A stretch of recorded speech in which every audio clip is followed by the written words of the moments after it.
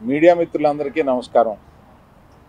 2 రోజులుగా ఇండస్ట్రీలో జరుగుతున్న విషయాలన్నీ మీకు అవగాహనలోనే ఉన్నాయి కాబట్టి వాటి గురించి వివరంగా చెప్పకుండా నేను వాటిలో వచ్చిన కొన్ని విషయాల గురించి నేను ఇక్కడ ప్రస్తావించడానికి మిమ్మల్ని అందరినీ ఆహ్వానించాను. ఇవాళ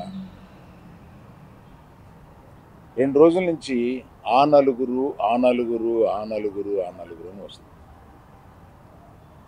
ఆ నలుగురు కొంచెం ఆ నెగిటివ్ షేడ్ తోటి ఆ నలుగురు కబంధాస్తాలతోటి ఈ ఇండస్ట్రీని పట్టుకుని, బాబు ఆ నలుగురికి నాకు సంబంధం లేదు, ఆ నలుగురిలో నేను లేను. అసలు ఇది 15 సంవత్సరాల క్రితం స్టార్ట్ అయింది ఆ నలుగురు ఆ తర్వాత ఆ 10 అయింది. అది ఎవరు పట్టించుకోలేదు. ఓ 10 మంది దగ్గర ఉన్నాయి థియేటర్లో. నేను ఆ నలుగురు వ్యాపారంలో నేను బయటకు వచ్చేసాను. నేను లేను. కోవిడ్ ఆ టైంలోనే బయటకు వచ్చేసాను. నాకున్న అంటే ఎగ్జాంపుల్ మీరు ఇలా చెప్పొచ్చు అనుకోవచ్చు, తెలంగాణలో నాకు ఒక్క థియేటర్ కూడా లేదు ప్రస్తుతం. తెలంగాణలో నాకు ఉన్నది ఒకే ఒక థియేటరు, త్రిబుల్ ఏ, దానికి ఓనర్. కనుక నా దగ్గర ఒక్క థియేటర్ కూడా లీజులో లేదు. ఆంధ్రాలో కూడా అన్నీ వదిలేసుకుంటా వచ్చేసి నా దగ్గర మొత్తం 1500 థియేటర్లు ఆంధ్రాలో ఉంటే, అదే మొత్తం తెలుగు రాష్ట్రాల్లో ఉంటే నా దగ్గర 15 లోపు ఉన్నాయి. అన్నీ వదిలేసుకుంటారాగా అవి కూడా మా స్టాఫ్ తోటి లీజులు అయిపోయిన తర్వాత ఎప్పుడు లీజులు రెన్యూ చేయకండి వీటిని అని చెప్పాను. కనుక నా దగ్గర ఆ థియేటర్లు లేవు. ఎందువల్ల నన్ను అంటే పాత అలవాటు కొద్దీ అందరూ నన్ను ఆ నలుగురులో అదేదో ఫోటోలు వేయడానికి మాది బాగుంటాయి కనుక అందరు పెద్దల ఫోటోలు వేస్తా, విమర్శకు బాగుంటుంది కనుక కొంచెం అలా విమర్శిస్తున్నారు. నేను దయచేసి మీడియా మిత్రులను అడిగేది ఏంటంటే, ఆ నలుగురు అని వేసేటప్పుడు నన్ను కలపకండి. నేను లేను, ఆ వ్యాపారంలో లేను. నేను అన్నీ వదిలేశాను. 1500 థియేటర్లకి 15 మాత్రమే, 15 లోపే నా దగ్గర ఉన్నాయి. అవి కూడా త్వరలో నా దగ్గర ఉండవు, వద్దని చెప్పాను. అది ప్రథమంగా మీకు అందరికీ చెప్పడం కోసం ఈ మీటింగ్ పెట్టాను. అది కాకుండా నా వృత్తి గత 50 ఏళ్ళుగా సినిమాలు తీయడం. నేను ఆ వృత్తిని నమ్ముకుని ఉన్నాను. ఇది మధ్యలో ఉన్న చిన్న అవకాశం లాంటిది ఏదో వచ్చింది, ఇది నాకు సరిపోదు అని అనుకుని నేను బయటకు వచ్చేసాను. 1వ తారీఖు నుంచి మేము థియేటర్లు మూసేస్తాం అన్న దీని మీద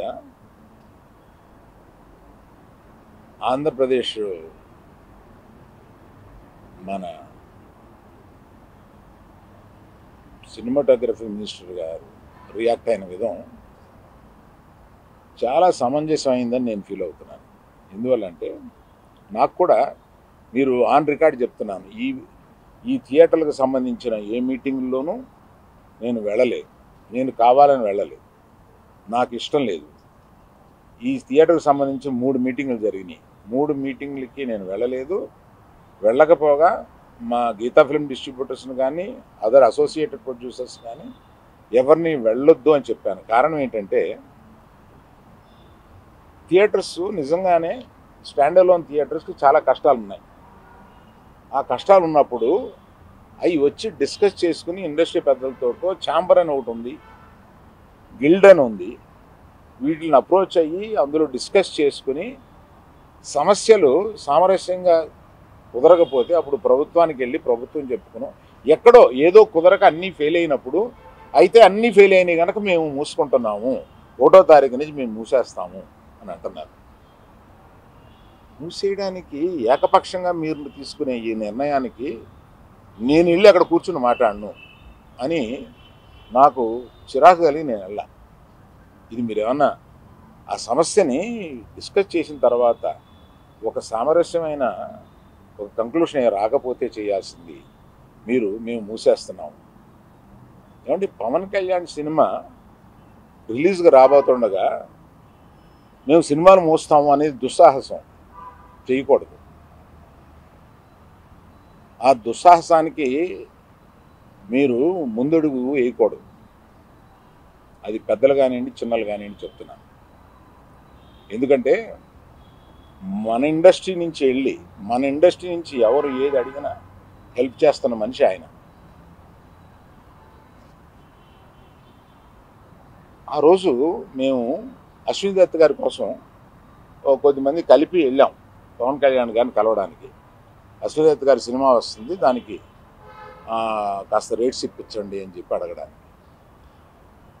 అప్పుడు ఆయన హింట్ చేశారు, చంద్రబాబు నాయుడు గారిని కలిశారా మీరు, ఛాంబర్ తరఫున వచ్చి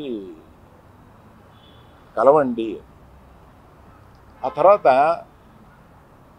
ఆ కమ్యూనికేషన్లో ఏం జరిగిందో ఏంటో ఆ తర్వాత ఎవరో దాన్ని పట్టించుకోలేదు.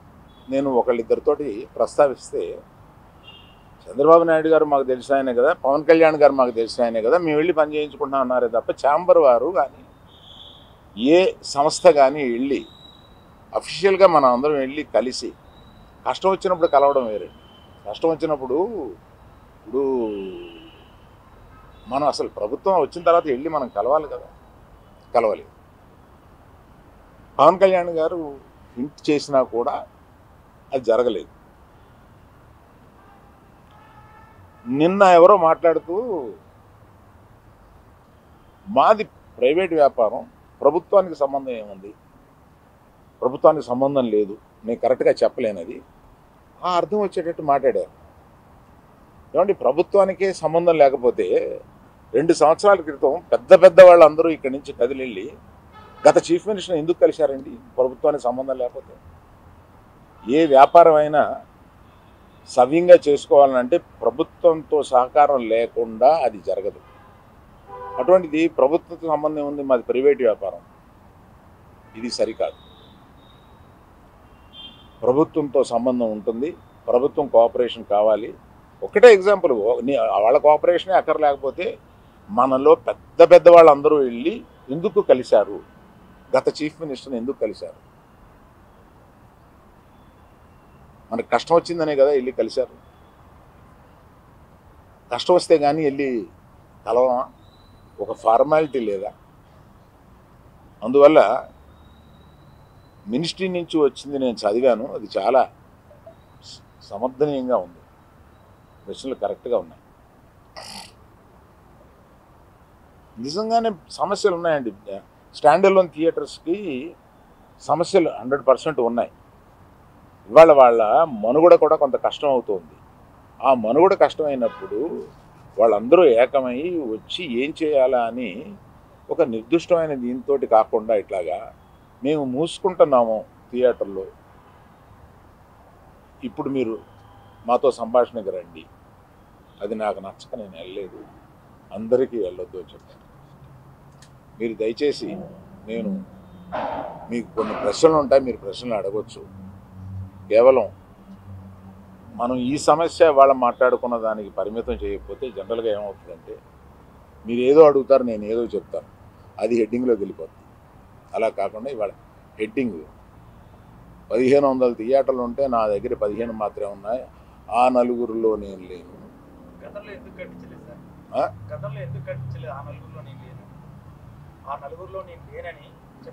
ప్రశ్నలకు వచ్చామా? నాది అయిపోయింది, ఆపేశారా? కాదు, మీరు ఆపేశారా అని. సరే మొదలు పెట్టారుగా.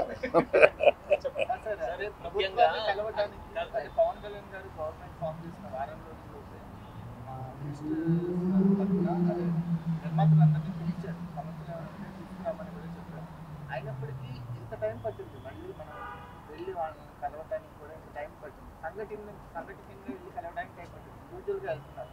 దీన్ని ఎలా చూస్తారు? ఛాంబర్ ముందుకు రావాలండి. నేను ఛాంబర్లో ఏ పొజిషన్ తీసుకోను. నేను ఎప్పుడన్నా ముఖ్యమైన సంఘటనలు ఇలాంటివి ఎప్పుడన్నా ఉన్నప్పుడు వాళ్ళు పిలుస్తూ ఉంటారు, నేను వెళ్ళి పెద్దగా నేను చెప్పాల్సింది చెప్పేసి వచ్చేస్తూ ఉంటాను.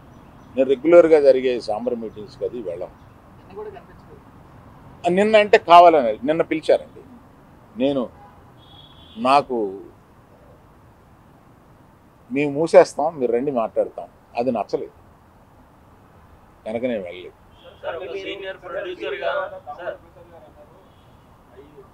ఇంటర్నల్ పోటీస్ ఎక్స్టర్నల్ వ్యక్తులతో మాకు సంబంధం లేదు, మేము మీకు పరిష్కరించుకుంటామని చెప్పి ఆయన మధ్యలో చెప్పారు.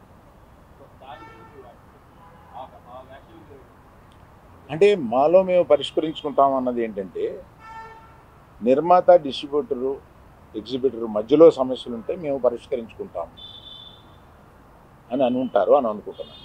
సార్, ఇండస్ట్రీకి ఇంత ఇంపాక్ట్ చేసే ఒక సమస్య వచ్చినప్పుడు మాట్లాడకపోవడం కూడా మీరు నిజంగానే మీకు నచ్చలేదని చెప్పారు. మాట్లాడటం కూడా అంటే అల్లు గారు లాంటి పెద్ద వ్యక్తి ఇందులో ఇన్ని సంవత్సరాలు జర్నీ ఉంది, మీకు మీరు మాట్లాడకపోవడం కూడా ఇబ్బందే కదా. అవునండి, అందుకని మీరు చెప్పాల్సింది కదా. అవునండి, ఒక్క ఎగ్జిబిటర్స్ చెప్పకుండా టోటల్గా ఆంధ్రప్రదేశ్ తెలంగాణకి చెబుదామని వచ్చాను ఇక్కడికి. అంటే ఈ సమస్య అయిపోయాక వచ్చారు మీరు. లేదు అవలా. ముందు చెప్పాలి కదా. నిన్న పవన్ గారు రిటర్న్ గిఫ్ట్స్ అని చెప్పారు, దానిపైన మీరు మీ అభిప్రాయం ఏంటి? నిజమే కదండి, పవన్ కళ్యాణ్ గారు బాధపడింది 100% నిజం. ఆయన సినిమా వస్తుంటే మేము థియేటర్ మూసేస్తాం అని అంటే ఆయన బెదిరిస్తున్నారా ఏంటి? అంటే నిన్న వాళ్ళు చెప్పడం ఏంటంటే మేము ఎక్కడ కూడా అఫీషియల్గా థియేటర్స్ని మేము మూసేస్తున్నామని ఎవరు అఫీషియల్ నోట్ రిలీజ్ చేయలేదు. ఇది కేవలం ప్రచారం జరిగింది, దీనికే విచారణలు అయ్యి అని వాళ్ళు చెప్పడం జరుగుతుందని కూడా. అండ్ ఇంకో విషయం ఏంటంటే, మీరు ఆ నలుగురిలో లేకపోయినా ఇండస్ట్రీలో ఒక పెద్దగా మీరెందుకని ఇనిషియేషన్ తీసుకోలేదు? అంటే వెళ్ళి కలవాలి, లేదా నిజంగా యూనిటీ అనేటువంటిది ఇప్పుడు ప్రస్తుతం ఉన్నటువంటి మీరు అన్నట్టు ఆ 10 ఇన్ని 3 బాడీస్ ఉండగా ఏ ఇండివిజువల్ వచ్చి తీసుకోవాలి, బాడీస్ తీసుకోవాలి. నేను కూడా వీటిలో యాక్టివ్గా లేను, కానీ నా సపోర్ట్ ఎక్కువ నాకు ఉంటుంది. ఏదైనా సమస్య వచ్చినప్పుడు నేను వెళ్తూ ఉంటాను, సపోర్టు నన్ను అడుగుతూ ఉంటారు. నా అభిప్రాయం వాళ్ళు నన్ను నిర్లక్ష్యం చేస్తారని కాదు, తప్పకుండా పెద్ద సమస్య వచ్చినప్పుడల్లా నన్ను పిలిచి మాట్లాడుతూ ఉంటాను. ఇప్పుడు జరుగుతున్న పరిణామాలన్నీ చూస్తే నిజంగా ఆయన సినిమా విడుదలకు ముందు కుట్రగానే భావించవచ్చా? థియేటర్లు బంద్ చేయాలనేది ఒక కుట్రగానే భావించవచ్చా? లేదండి, అది నేను కొంతమందితో మాట్లాడితే ఇది తాత్కాలికం. మేము టెంపరీగా అనుకున్నదే తప్ప ప్రత్యేకంగా ఆయన సినిమా మీద మేము వ్యతిరేకతతోటి అన్నది కాదు అని అంటారు, కానీ అనేటప్పుడు ఆలోచించుకోవాలి. ఆ సినిమా ఉంది కదా. ఈ అవగాహన మేరకు ఉన్న 1600 థియేటర్లో ఎన్ని లీజుల్లో ఉన్నాయండి తెలుసా? సరైన లెక్క నా దగ్గర లేదండి. మెజారిటీ లేదు, మెజారిటీ లేవండి. మెజారిటీ ఇండివిజువల్స్ దగ్గరే ఉన్నాయి. ఇది చాలామంది అనుకుంటారు. ఇందులో ఈ 1500లో ఒక కనీసం 500, 600, 700, 800 వీళ్ళ దగ్గర ఉన్నాయేమో అని. అలా లేవండి. చాలామంది ఇండిపెండెంట్ తెలంగాణలో అయితే అలాగే తెలంగాణలో మల్టీప్లెక్స్లు ఉన్నాయండి. మల్టీప్లెక్స్లు అన్నీ కలిపి ఓ 3 కంపెనీల దగ్గర 4 కంపెనీల దగ్గర ఉంటాయి. మిగతా ఇండిపెండెంట్ థియేటర్లు కొంతమంది గ్రూప్స్ దగ్గర ఉన్నాయి. అది కాకుండా ఇండిపెండెంట్గా థియేటర్స్ బోల్డ్ ఉన్నాయి. అంటే సింగిల్ స్క్రీన్స్ మీద ఉత్తాధిపత్యం అయితే లేదండి. ఉత్తాధిపత్యం లేదు అనేది కాదండి, మీరు దయచేసి తిప్పి అడగండి. నేనేం చెప్తున్నానంటే, దాన్ని గుత్తాధిపత్యం అంటారో ఒకళ్ళకే. ఇప్పుడు ఏషియన్ ఉందండి for example, number of screens ఉన్నాయి. They are partnership, ownership, lease, వీటిల్లో నంబర్ ఆఫ్ మల్టీప్లెక్సెస్ ఉన్నాయి. దాన్ని ఏమంటాం?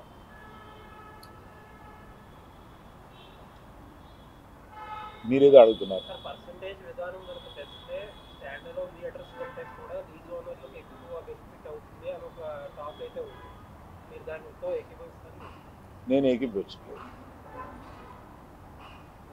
అసలు. అప్పుడైతే థియేటర్లకి మేలు జరుగుతుందంటే అది మరి దాన్ని సపోర్ట్ చేయాల్సిందే. థియేటర్లకు మేలు జరుగుతుందా లేదా, మీకు కావాల్సింది ఏంటి, థియేటర్ల వారికి కావాల్సింది ఏంటి? ఇక్కడ డిస్ట్రిబ్యూటర్ అనేవాడు ఒకడు ఉన్నాడండి, అతను మర్చిపోతున్నాను. డిస్ట్రిబ్యూటర్కి ఏం కావాలో కూడా ఆలోచించాలి. నా దగ్గర నుంచి సినిమా తీసుకెళ్ళేది థియేటర్ ఓనర్ కాదు.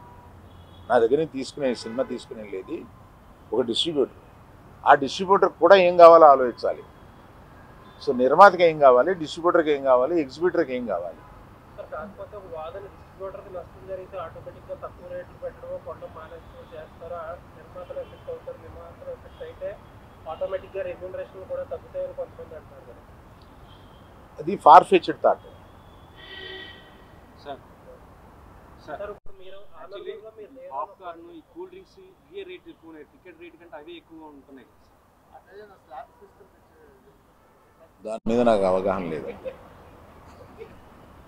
మీరు వెళ్ళినప్పుడు ఎప్పుడైనా చూసుకొని ఆల్రౌండర్ పర్సంటేజ్ విధానం ఎంతవరకు కరెక్ట్ అంటారు? ప్రొడ్యూసర్ ప్లస్ ఎగ్జిక్యూటివ్ డిస్ట్రిబ్యూటర్ అన్ని అదే ఛాంబర్ వారు సీరియస్గా డిస్కస్ చేస్తున్నారు కదా, ఒక నిర్ణయంలో వచ్చిన తర్వాత నేను చెప్తాను. అంటే మీకు ఎక్కువ అనుభవం సార్, మీరు చెప్పాలి. ఏపీ తెలంగాణ కర్ణాటకలో తప్ప మిగతా అన్ని చోట్ల కూడా ఈ పర్సంటేజ్ విధానమే నడుస్తుంది అని, కేవలం ఈ మూడిట్లో మాత్రమే ఈ రెంటల్ విధానం నడుస్తుందని కూడా అంటారు.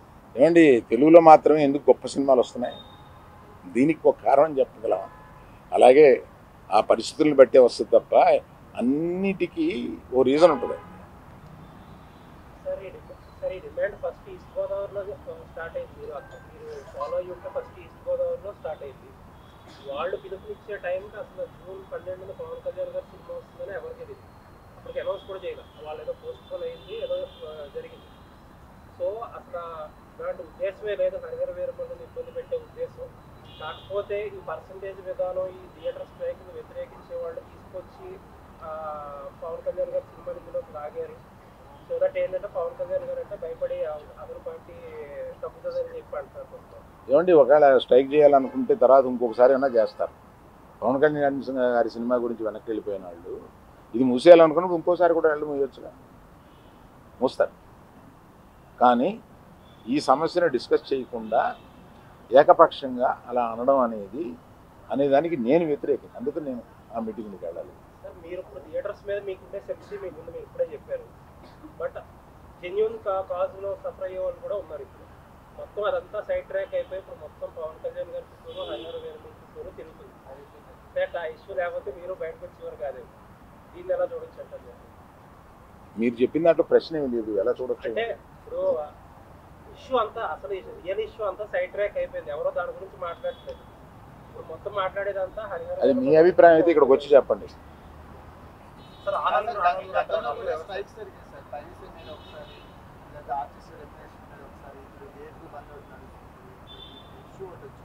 కానీ ఏది ఒక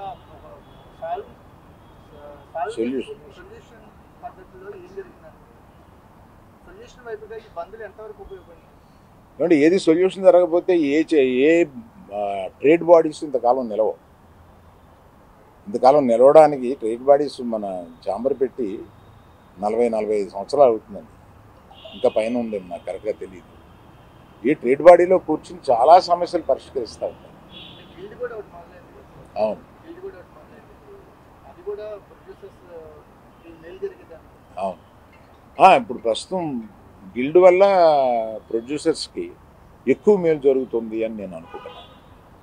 సార్ మరి భవిష్యత్తులో ఎప్పుడైనా మరి ఇండస్ట్రీ నుంచి మరి ఏపీ గవర్నమెంట్ కలవడానికి ఏమైనా అవకాశం ఉందా హరిహర సార్? తరపున మరి కలవలేదు అనేది కూడా అవునండి, దానికి నేను కూడా చాలా బాధపడతాను. అంటే మరి జరిగే అవకాశం ఉంది. థ్యాంక్ యూ అండి. సార్ బన్నీ భాస్కర్ నిన్న ట్వీట్ చేశారు, యూనిటీ లేదు ప్రొడ్యూసర్స్లో అని. దాని మీద ఏం చెప్తారు? సార్ ఒక లాస్ట్ క్వశ్చన్. సార్ క్యూబ్ కంపెనీలో మీకు ఏమన్నా వాటాలు ఉన్నాయా సార్? క్యూ కంపెనీలో నాకు వాటా లేదు. క్యూబ్ మీ చేతుల్లో, యూఎఫ్ఓ సురేష్ బాబు గారి చేతుల్లో ఉంది. అందుకనే థియేటర్స్ కోసం సఫర్ అవుతున్నాయని బయట ఒక టాక్ నడుస్తుంది. యుఎఫ్ఓ సురేష్ బాబు గారి చేతిలో లేదు. క్యూబ్లో నేను పార్ట్నర్ కాదు.